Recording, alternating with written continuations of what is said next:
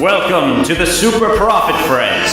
15 minutes long, because you're an entrepreneur and you've got a business to run.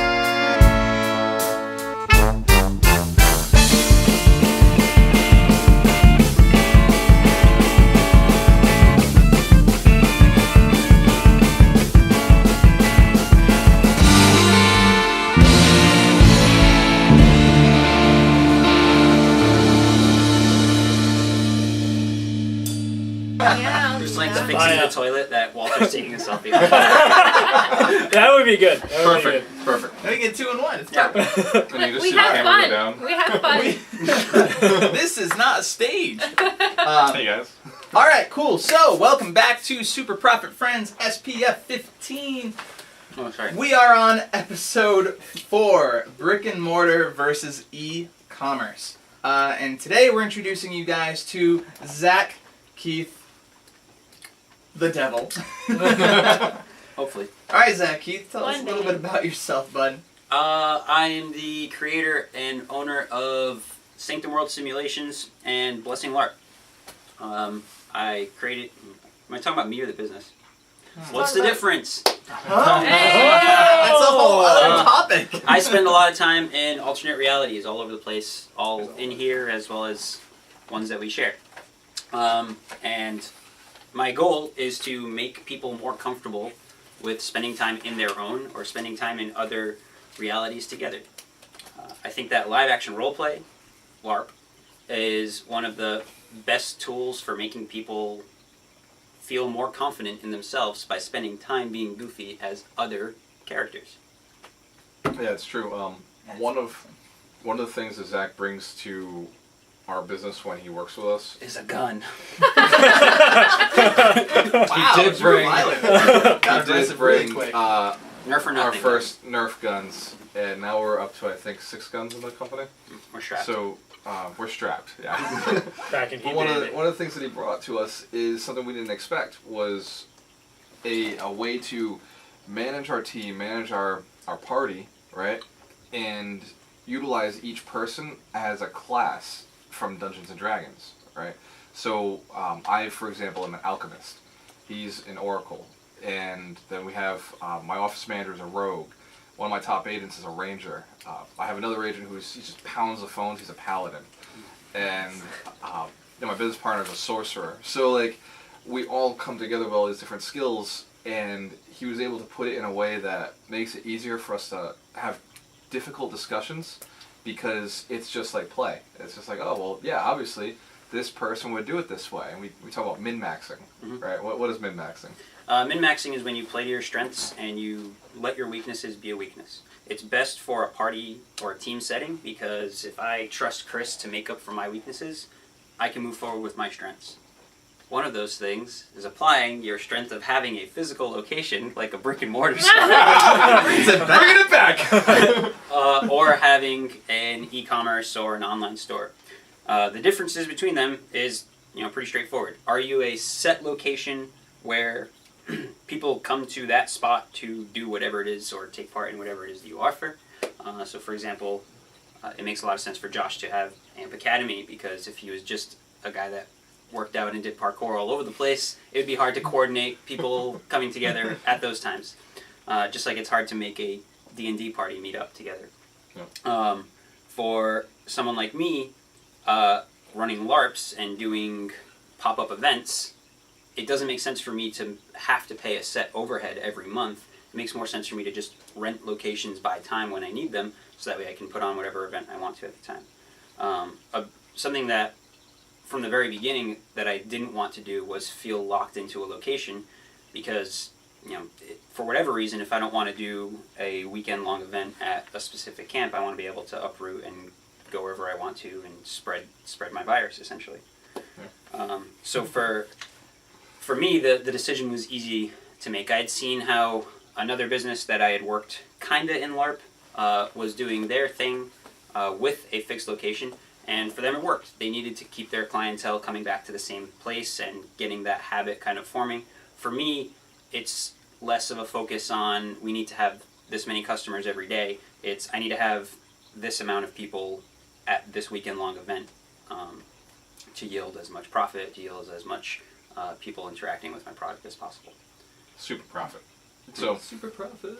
like my business, I'm like pseudo. We almost don't need an office anymore, but it still gives us a place to get together with the agents. So it's nice for the local business, but when we're national and we're going to different places, we're very similar to Zach, the way his business is, where it's, okay, rent the hotel for that weekend, and we all show up at that one spot, we do the training, and from that point, we're basically operating from our main office, but we can operate from our own homes. You know, it's all phone calls, it's all on the computer. So one day I could be at Amp Academy just hanging out with you and take the call, and that's working, right? I could be on a job site with Chris Lang, and he's piping, and I'm taking selfies, and I'm still working, right? Yeah. And we can't say what Kaylin does, but I think so. Chris Lang is a great example of why you, even in this day and age where it's getting easier to have a online store. Even if you sell shirts or whatever your products are, you don't even need to store those at your space. You just have them made, store them wherever, and have someone else do that. You have a lot of equipment. You have vehicles that you need to keep places and stuff. So it's kind of impossible for you to operate without a brick and mortar location unless you have like a house that can accommodate that or a storage center that you can accommodate Exactly. that. But we're still talking which I brick do and have. mortar. Yeah, which I have an office. Yeah. But I could potentially, if I really wanted to, I could get a house, and I could write off a portion of my mortgage if I use a few rooms for the business. So if I have an office in there, if I have a garage, even if I build a building out back or whatever, you can still use that. Use that as a rep.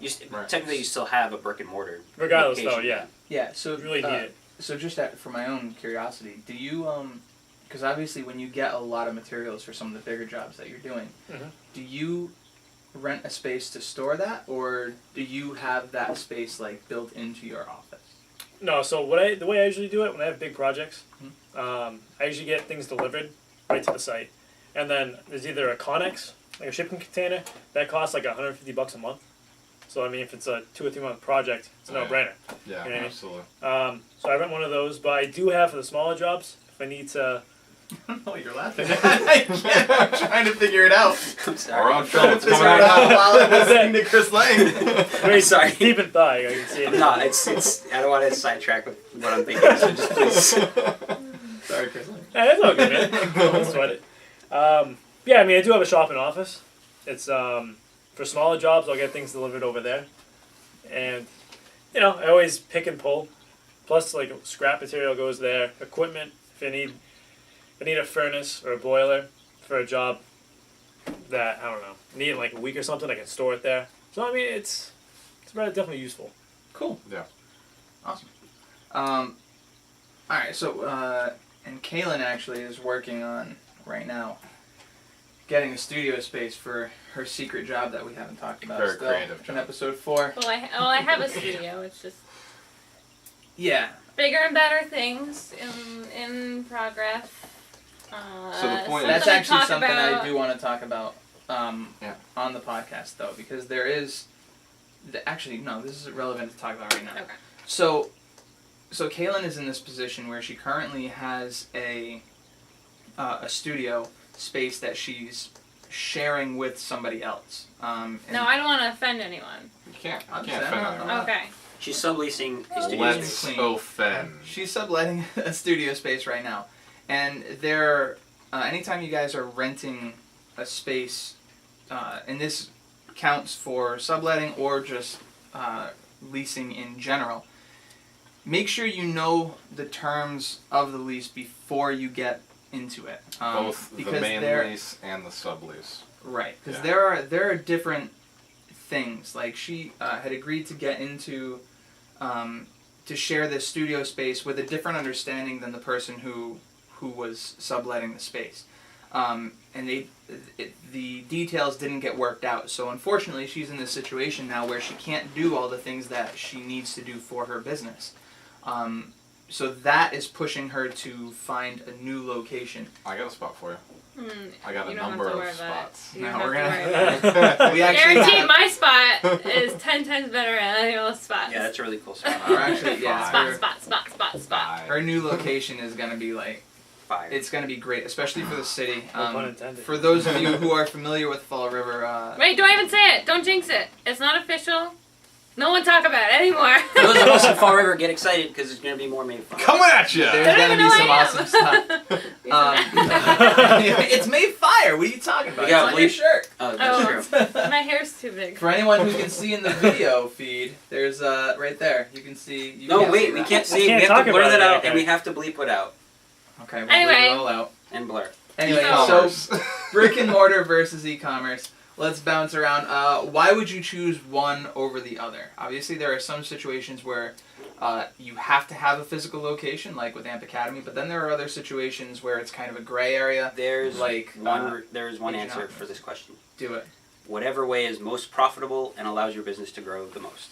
Boom. Yeah. Profit That's first. why you decide to go in either direction. Yeah. If I- you don't need it, Don't and do you it. can do whatever you're doing from home, then I don't know why you would Or you spend the money. spend the money on rent or Well, a lot of I times it's think- ego, right? A lot of business owners just like want to have a space, right? And so they go and they do it, but it's just a drain of Profit. minerals or profit, right? So Well, I think.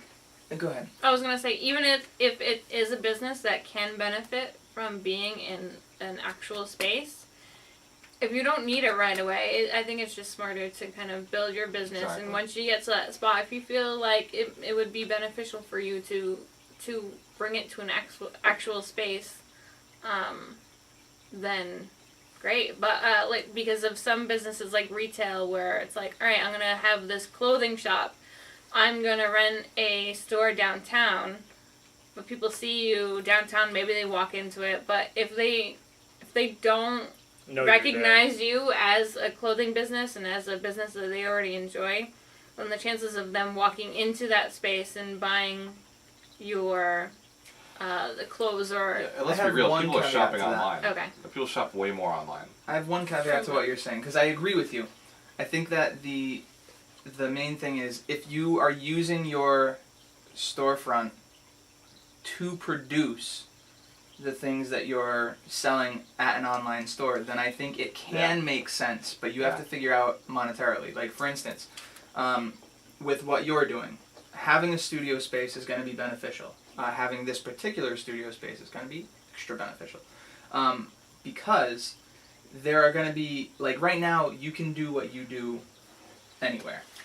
But having a studio is going to make it better. Having a Right. studio where people can walk by while you're working, and and then they can go in and they can see your products up. So, for instance, somebody like Chelsea Arudi with Electric Clothing, if she had a storefront that she used to do everything that she does, as long as it made sense, like financially, like as long as it wasn't something that you can do in your home. If you can do it in your home, Right.